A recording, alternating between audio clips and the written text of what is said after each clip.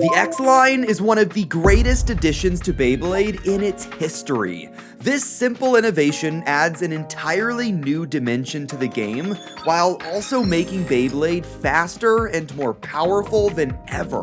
Beyblade X has been on shelves for over 2 years now, and in that time, Hasbro and Takara Tomy have mostly stuck to the standard Stadium script. But that doesn't mean they haven't gotten just a little weird and wacky. In this video, we're going to be looking at every single Beyblade X Stadium and judging which one is the very best of them all. So hit that like and subscribe button. I'm less than 2,000 subs away from 400k. And now let's go all the way back to the beginning of the generation with the BX10 Standard X Stadium.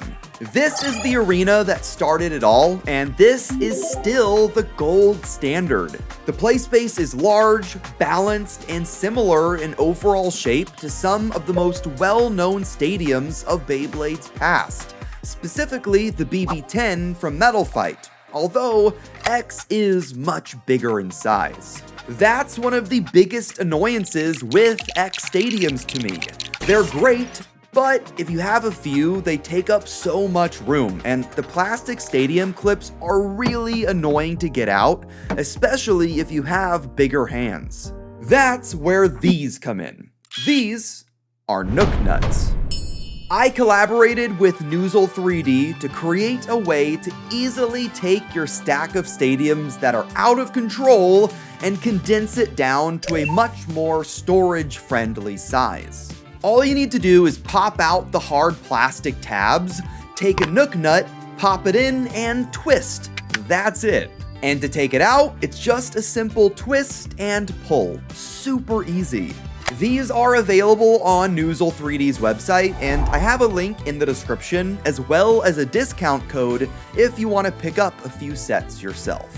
Going back to the stadium, the Standard X Stadium is also the most used at competitive tournaments by far. Sometimes Takara Tomy will use something else, or maybe there's a special WBO event, but overall, 99.9% of competition uses the BX10. Takara Tomy has released it several times now, the most common being the white and green, but there's entry sets with black or clear arenas, with orange or pink Xtreme lines. There's a bunch of options. We'll be coming back to the BX10 several times throughout the rest of this list, but for now, I have to give it a perfect 5 stars. This is the benchmark, this is what tournaments use, and nearly 100% of all combo and launch guides are done using this stadium. Next up, we have our Xtreme Battle Set Stadium, which is the standard type from Hasbro. This may look the same as the Tomy version, but it's quite a bit thinner, and that has a massive impact on the gameplay. Battles are even faster and more attack-oriented, which is a pro to many, but to me, I feel like launching strategy just doesn't matter as much. For other generations, I maybe wouldn't care, but X is more competitive than ever, and hitting a nice drop shot is super satisfying. I think this is a good option if you can't get a full-sized one, especially since the entire set this came in was cheaper than just a Takara Tomy BX10 by itself. You're able to get a tournament-sized stadium from Hasbro on Amazon now, and while it's still a bit on the pricier side, I really don't think you'll regret it.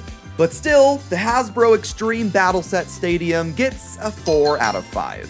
Speaking of regret, it's time to get the bucket. The Hasbro Bucket Stadium isn't good. Simple as that. However, it was by far the easiest X Stadium to get. I think it was around 15 bucks at launch, but eventually they went on clearance, and I swear I got this one for less than 5 bucks. A legit $5 stadium is hard to beat, especially one as wild as this one can be. It's got major problems though. It's small, there's 4 of these small pockets, and there's no shroud. Beyblade X can get pretty crazy sometimes, and Tomy has shrouds for all of their stadiums. Hasbro said, no thanks. This stadium is crazy, but it has zero competitive value, and the Xtreme line doesn't even work half as well as the other options. This gets a nice 0 out of 5. Next, we have our first and only stadium this generation to focus on adding more players to Beyblade battles. We have the wide Xtreme Stadium, and this thing is huge. I've had one since it came out, but I've never needed to open it, and I didn't care to try it out either, because I have no friends.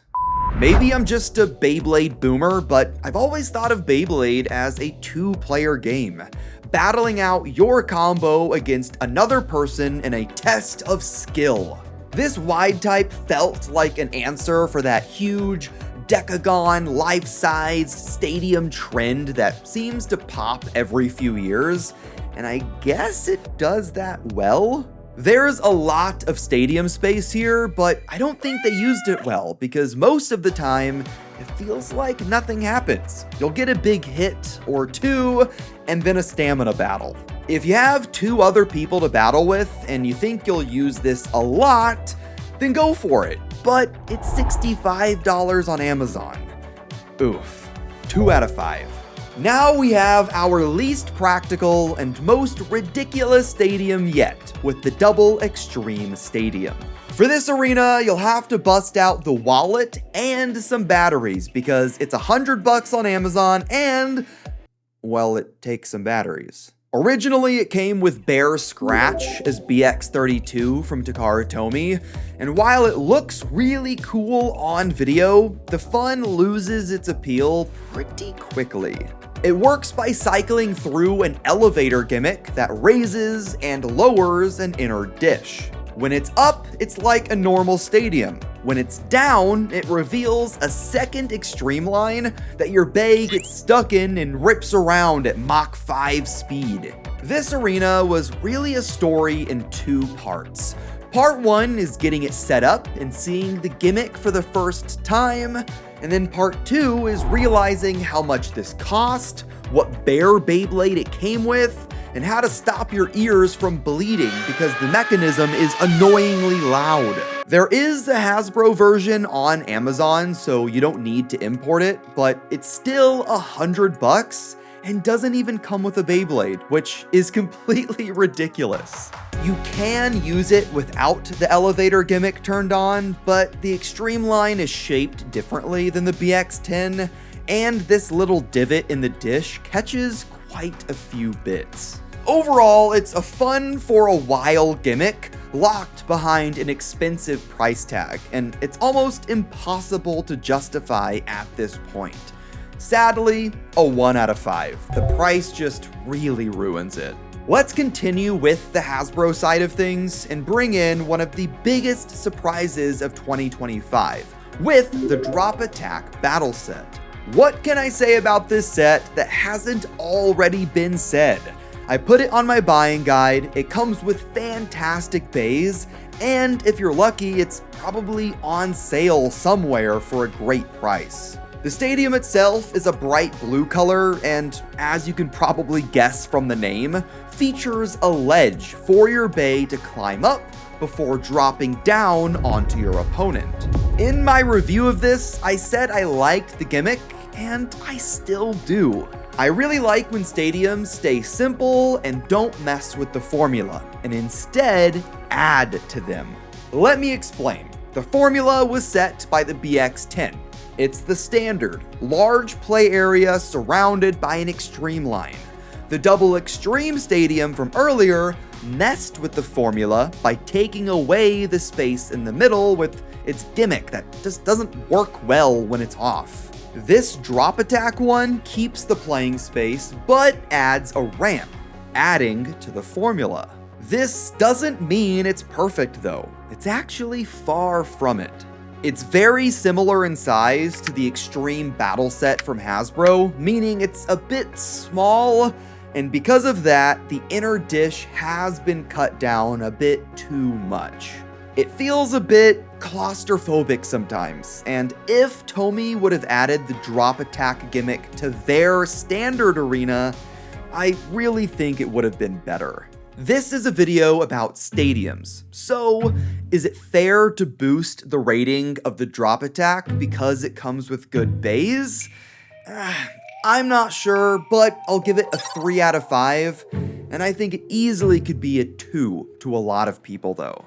This next stadium is one I completely forgot about until I was halfway through making this video, and it's the Clash and Carry Portable Bay Stadium. It's just a much smaller X Stadium built to be folded into a backpack-friendly suitcase thing. This came and went incredibly fast, almost as if Hasbro themselves didn't feel confident in it because I swear it went on clearance within a month. While I don't love this stadium at all, I'm still sad to say it doesn't seem to exist on shelves anymore. They went on clearance at my local stores a long time ago, and it's unavailable on Amazon. I'll be nice and give it a 2 out of 5. The final stadium on this list is the most extreme out of all of them, with the Infinite Xtreme Battle Set. The Infinite Set is the most recent stadium revision to release, and it's probably my favorite gimmick so far. First and foremost, this thing is gigantic. I was fortunate to be in Japan when it released, but I also had to lug it through the packed Tokyo subway and also figure out a way to fit the stadium in my suitcase without it cracking. It does need to be big though, because it has 2 extreme ramps with 1 on each side. The entire gimmick is a bay catching one of them and being sent into an infinite dash cycle. It looks really cool, battles can be explosive and interesting, and I think there's also some potential for a meta to be built around this stadium. The center dish is very similar to a standard BX10. In fact, it looks like they just took 2 BX10s and mushed them together. The set itself comes with a red recolor of Cobalt Drake with a competitive 960 rush, which was nice, but like with the drop attack set, should we factor in the bays when rating a stadium? This might be crazy, but I think I'm still gonna give this set a 4 out of 5, and I'd probably give it a 5 out of 5 if it wasn't for the cost and the size.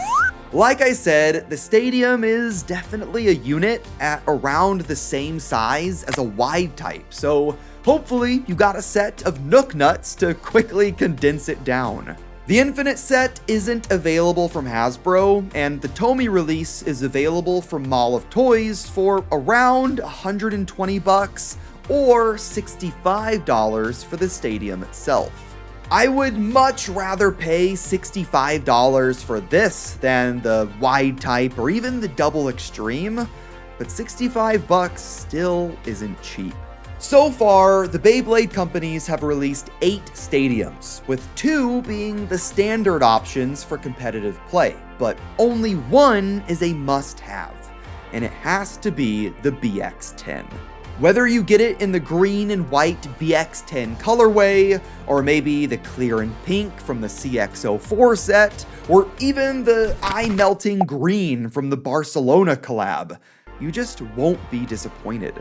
Maybe in the next few years, Tomy will revamp the Extreme line and give us a new standard, but for now, I've got some launch practice to do.